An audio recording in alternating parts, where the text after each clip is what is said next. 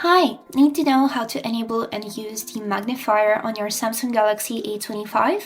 As a first step, open settings on your phone and then scroll to the end of this page. Here, open this tab which is named accessibility, then choose vision enhancements. Scroll down again until you will find this tab which is named magnification.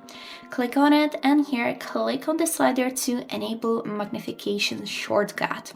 So here you would need to choose how to start this function. We have options as tap accessibility button, press side and volume up buttons, press and hold volume up and down buttons for 3 seconds, or triple tap screen.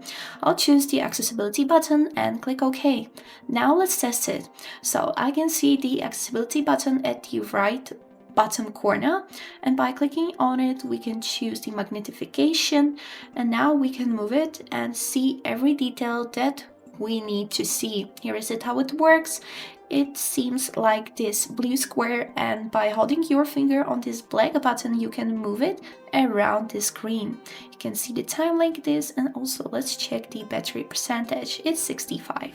And now to turn it off, click on this accessibility button and click on the magnification and it will disappear. That's it. Thanks for watching.